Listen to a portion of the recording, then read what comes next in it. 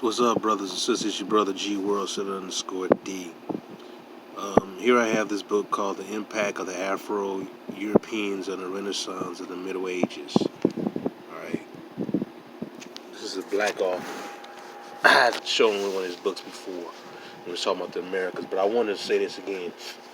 We're going to have to study our full history. I know some of us do not like it when they hear this, but our history goes way beyond some damn slave ship coming from West Africa.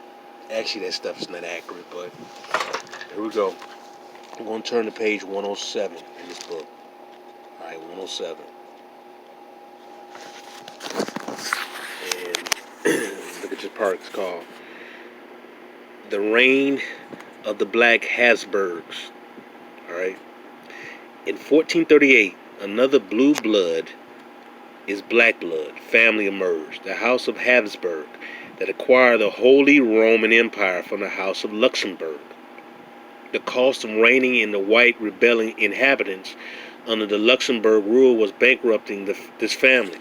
The House of Luxembourg, like many other blue blood Moorish families, expenses exceed income from wars to suppress white insurgents, that they went into debt to Jewish bankers who migrated to the Netherlands as a result of the Reconquista.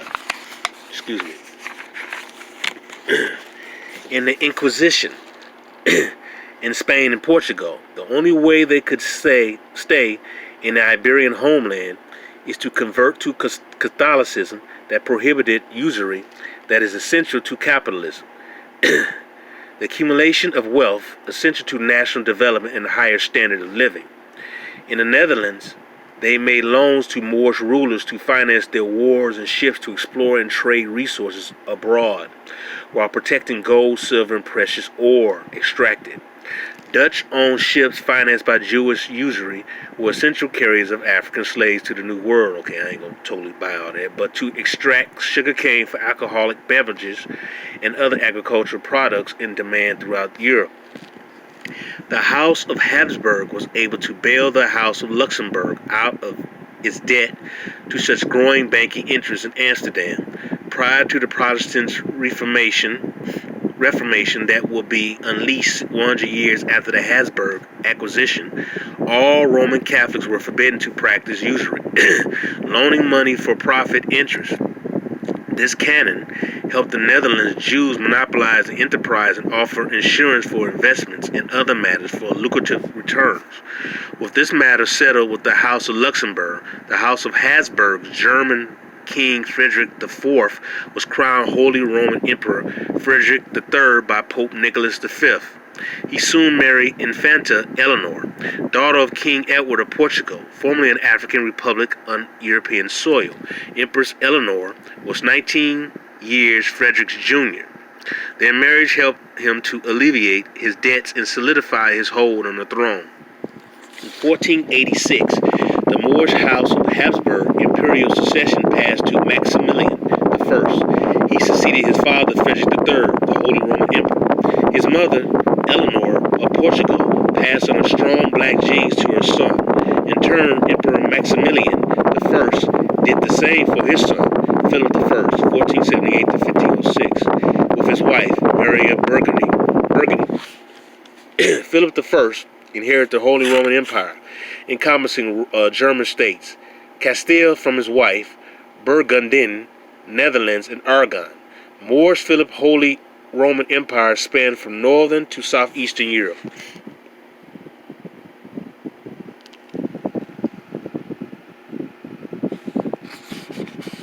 That's a Negro for that. Now this is Charles V, the Holy Roman Emperor. Now he's the first European Inca king. The Incas were black, obviously, and then he was the first European Incan king, Inca ruler, emperor. This is Charles. Now, when you look at these damn movies, they always portray him as a white man. That's a goddamn lie. Negroes was ruling Europe.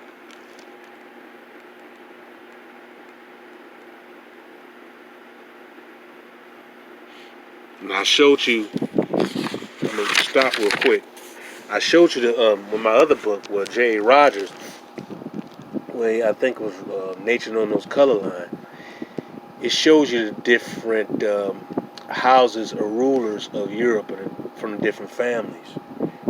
I had an idiot come on my page, could have been a Pan-African, some goofy white person, try to tell me that those people were, quote, just African. No, those are black Europeans. All right, and many of those black Europeans mixed in with the Aboriginal blacks are already here. I say that all the time, but that's the truth. Here we go. The Holy Roman Emperors of Moorish lineage viewed the Roman Catholic Church as a legitimizing agent for their rule. Popular calls for greater independence and freedom from the tyranny of the church and state ruled by interbreed blacks accelerated. Growing number of whites from the middle and working class became convinced that black gain came at the expense of white pain, and its continuation is intolerable. In contrast, the monarchs and elite clergy, who were direct descendants of black progenitors, responded with stricter sanctions and the use of inquisition to torture and execute dissidents to feed resentment and hatred against black rule. This resentment will grow as the conflict escalated into further persecutions, wars, and calls for separation of church and state, as well as the freedom to pursue alternate interpretations of Christianity and worship. The blue blood is black blood. Charles V, 1500 to 1558, succeeded as ruler of the Holy Roman Empire and reigned from 1519 to 1556 when he abdicated to Ferdinand I, his youngest brother and son Philip II. Charles V ruled over extensive domain that encompassed Central, Western, and Southern Europe, as well as the Spanish Empire in Americas and Asia. He devoted much of his rule to winning the Italian wars against France that were enormously expensive but militarily successful. Charles V was the best known for opposing the Protestant Reformation, the medium to overthrow black rule by white insurgents. He oversaw the Spanish colonization of the Americas, including the conquest of the Aztec Empire. Princes of the ruling class of Europe in the Middle Ages and Renaissance were married to seal alliances or ally conflicting nations and produce future kings and emperors to consolidate their rule. The Habsburgs, with Moorish and Kemet lineage, were known for their marriages and interbreeding between close cousins in this respect. According to a 2015 survey, evidence indicates that Kemet, early Egyptians, interbreeding among royals was extensive. The study was based on an examination of 259 Kemet mummies of both royal and regular citizens. Interbreeding and family tradition of Kemet royals was continued by the Habsburgs and their royal families in medieval Europe, particularly those with Moorish lineage linked to the land of the blacks. Eleanor of Austria, Queen of Portugal and France, was a Habsburg and sister of Charles V, Holy Roman Emperor. She, like all members of her family, were products of extensive interbreeding on par with Kemet royals. Queen Eleanor was known for dynastic marriages within the Moorish blue is black lineage. She was the daughter of Joanna of the previously Moorish-occupied Castile. Eleanor lived from 1498 to 1558 in the heart of the Renaissance. Her father was Philip of Australia, where she was raised. In 1529, a war between the Habsburgs, who controlled the Holy Roman Empire under her brother Charles V, and France, was settled by her marriage to Francis I of France. Her first husband, Manuel I of Portugal, died from the plague. In 1548, after her second husband died, Eleanor returned to Spain and her Moorish European roots. The mid-1600s became a turning point in the struggle to overturn African hegemony and rule in Europe. The 30 Years' War, as well they had 100 Years' War, but the 30 Years' War resulted in the defeat of the black Catholics by the white insurgent underclass. I repeat this again. The mid-1600s became a turning point. I want you to pick up on this. The mid-1600s became a turning point in the struggle to overturn African hegemony and the rule in Europe. The 30 Years' War resulted in the defeat of the black Catholics by the white insurgent underclass. The wars created a climate of hate towards black people that persisted in the racial animus still alive today among descendants of Europeans that fled to America to escape the tyranny. The wars created a climate of hate towards black people that persists in the racial animus still alive today among descendants of Europeans that fled to America to escape the tyranny. A number of whites today deeply resent blacks, particularly if they gain authority over them, like President Obama. He ain't do nothing. Most do not live with or associate with blacks. Obviously, blacks in a nation supposedly based on equal opportunity are collectively worse off than whites and other non-white groups. There has to be a reason for this deep-seated hatred. For those who do not have a personal experience of conflict with blacks, it is not enough to say bias is taught by family and friends even through its factor. The roots of the intergenerational hatred or resentment against blacks, particularly a rule, is linked to why the families fled from Europe, ruled by black despots, rulers. Evidence displayed indicates their forefathers and foremothers fled to America to escape the absolute rule of black royals that used both the church and state controlled them. The 30 Years' War was one of the greatest conflicts in European history. It consisted of a series of declared and undeclared wars which ranged between 1618 and 1648 throughout Central Europe. I repeat, it consisted of a series of declared and undeclared wars which ranged on between 1618 and 1648 throughout Central Europe.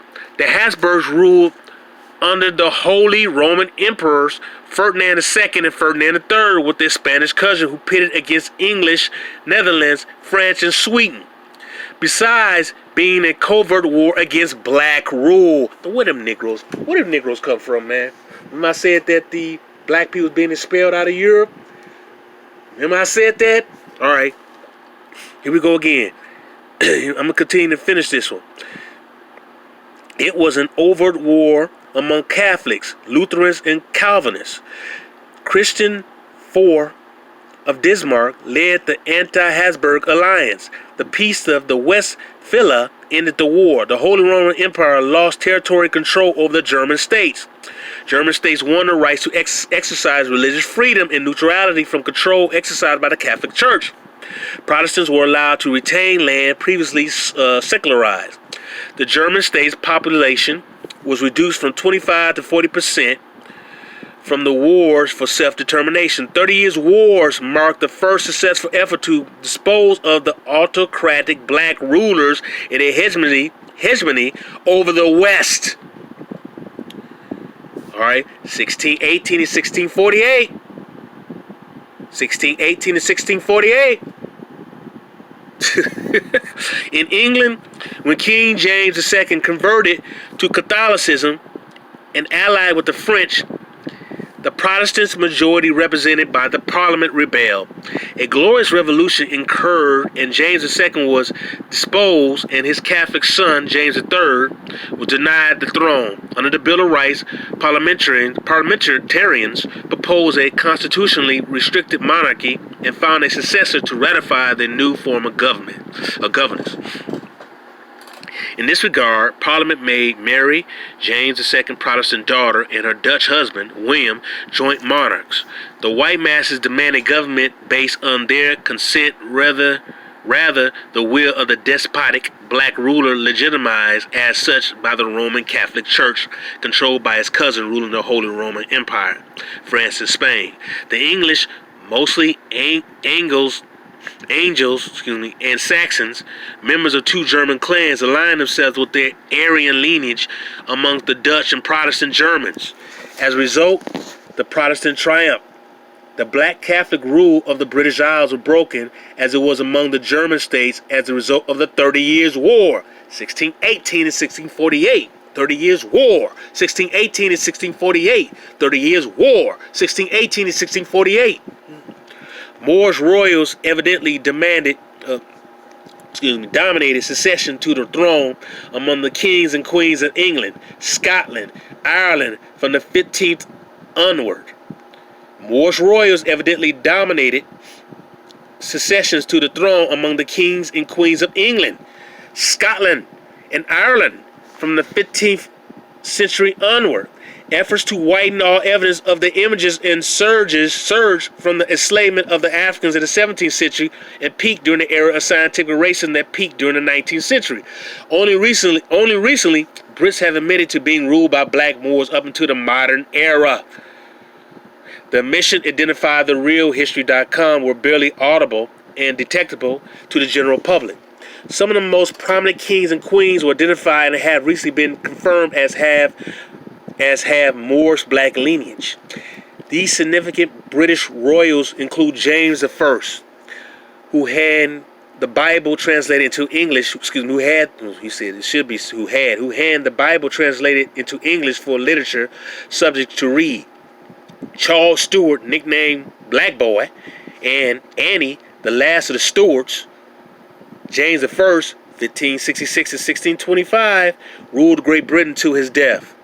He was the first ruler from the House of Stuart. King James succeeded Queen Elizabeth after her death. He became the first British monarch to rule both England and Scotland. James authorized the settlement of Jamestown. He became the first British monarch to rule both England and Scotland. James authorized the settlement of Jamestown, the first colony of the 13 colonies in 1606, which would become states after winning their independence in 1781. The king authorized the Virginia Company of London to plant the foundation of future United States of America. These are all Negroes, okay? These are European Negroes doing this. The enterprise proved to be a moneymaker for the crown and encouraged further settlement. At home, King James sponsored the continuation of the golden age of Elizabethan literature and drama. Under his watch, William Shakespeare, John Donnan, Ben Jonson, and Sir Francis Bacon thrived as writers. His sponsorship of the translation of the Bible would to this day be named the Authorized King James Version. Black King Charles Stuart of England, 1630 to 1685, was the most beloved Stuart ruler. His African features included a full lower lip, dark complexion, black hair, dark brown eyes derived from Moorish Dementi lineage. In addition, opponents identify him as a tall black man that stood out among far shorter Englishmen. His appearance drew the nickname Black Boy that is used today by the English pubs, so named honoring the swarthy and the Dark Charles. Charles descended from the same Moorish lineage that produced William III, who preceded Queen Anne to the throne from 1615 to 1702. King James III. Alright. Queen Anne, the last ruler from the House of Stuart, succeeded to the throne of England, Scotland, and Ireland in 1702. Queen Anne's war was the biggest external challenge. It began the year she was crowned and lasted to 1713. In 1712, an armistice was declared by the warring sides, Britain and France. A final peace was signed at the Utrecht in 1713, if I pronounced that wrong, sorry. Britain emerged victorious by gaining Acada, now known as Nova Scotia. Anne's government gained sovereignty over Newfoundland, the Hudson Bay Reign, and St. Kitts in the Caribbean to control trade. Britain also gained access to the interior to the Mississippi Valley, as well as fishing rights on the shores of north of Newfoundland. Afterwards, the British colony also gained access to the province of Georgia from Spanish territories, like it did with the Carolinas, with an eye of Florida. Slaves were escaping into Florida swampland and raiding southern plantations for family members and friends with the help of Indians and black Indians. Okay, black Indians. All right. And here's King James. The King of England and Scotland. And I'm going to go right here. Blacks ruled through the Holy Empire. Eastern Orthodox and Russian imperial succession persisted through the 19th and 20th century. Prominent Africoid rulers, including the Holy Roman Emperor Leopold I, who blocked the invasion by the Ottoman Empire, his successor, Joseph I, 1678 to 1711, reversed many of the authoritative measures that typified Moorish Christian rule and raised the eyrie of the white underclass for continuality, restricting monarchy. Holy Roman Empress Maria Theresa, 1770-1780, was also a significant ruler that would be considered black today under the one-drop rule that was law in the southern states in the U.S. until prohibited by the Civil Rights Act of 1964 in court decision. She promulgated financial and educational reform, promoted agricultural development within the empire while recognizing Austria's military and strengthening its international standing. Her son, Holy Roman Emperor Joseph II, 1741 to 1790, ranked with the Catherine II, Russia, and Frederick II of Prussia as one of the most enlightened monarchs. The Holy Roman Emperor Francis II dissolved the empire after losing to Napoleon at the Battle of Austerlitz. Francis headed the Austrian Empire until 1838. He largely resisted popular nationalistic and liberal tendencies, which he perceived were aimed at overturning black European royalty. Okay, I'm going to stop right there. All right. Notice I mentioned this before about the 30-year war in your 1619. 30-year war, 1618, 1648. You have 1619. This stuff, once you start really studying history and really start getting down with it and start understanding it, you realize how much we've been duped. When you look at a lot of those black Moors from Europe, and you look at a lot of the black people, images from the late 60s and 70s with the afros, they look like a lot of them Negroes over here, just like the black Indians over here. I said before, those black people were expelled out of Europe. They mixed in with the black people here. I said that before, and this book is only solidified even more. And there's numerous different websites, publications that talk about this. This book is written by Dr. Rufus Jimerson. All right, and I read some of his books before about the black Indians of Appalachia, Geechee. This stuff, man, this stuff is in your face. But this is black European history, and it's really in your face. But like I said before, you're gonna have to study it. Most people will not go and try to study this or try to seek this information. They just believe, oh, the Moors was in Spain from 711 to 1492. No, they were in Spain longer than that. All your original popes were black. All right? All your original popes were black. You didn't have no 5 Negro popes. All your damn popes originally were black. All right? I'm going to tell you this again. All your popes were originally black. For the first one and onward, your original popes were all Negroes. All right? They were all Negroes. But see, like I said before, you cannot go by that slave trade stuff that you just brought as a slave. Here are some black popes. Let me get a good images. Here's a black pope right here of the Catholic Church. It was originally ran by Negroes. Priests and monks. And there's your pope. Alright? There's your pope.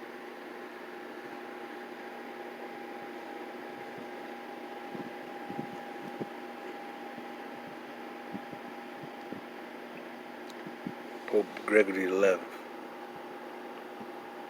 Alright? These are Negroes, man. Those how they wear them red turbans on their damn head, too. These are all Negroes. This is the people who were ruling Europe. Central, Western, and Eastern Europe was originally ruled by Negroes. White folks came in much later. It was ruled by black people. So-called black people. So you had black empires around the world. So I'm not making up nothing. Alright? There's these Negroes, these Pan-Africans who just believe that we came over here as slaves. They don't know what the hell they're talking about. This is why it's important to study your history. To really study your history. I don't like the term Afro-Europeans because they were Europeans. But the point is that you need to really study your history to know who the hell you are. This is our history. Our history did not start on an Alabama plantation. Our history started going back to antiquity. All right, brothers and sisters, this is your brother G World 7_D. This is a video I want to do. I said I'd do one on the black Europeans. I may do another one. But in those I tell you about the 30 Years' War. Remember when I read about black rulership? I think I'm going to go back there again real quick. And I'm going to emphasize this now about black rulership. On the 30 Years' War. about black rulership. This you got to catch some of this stuff. You really got to catch it. You got to start asking yourself, okay, the slave ship story is not totally true because we've been here. I'm not saying those slaves weren't brought here, but majority of our people were already here. All right, majority of our people were already here.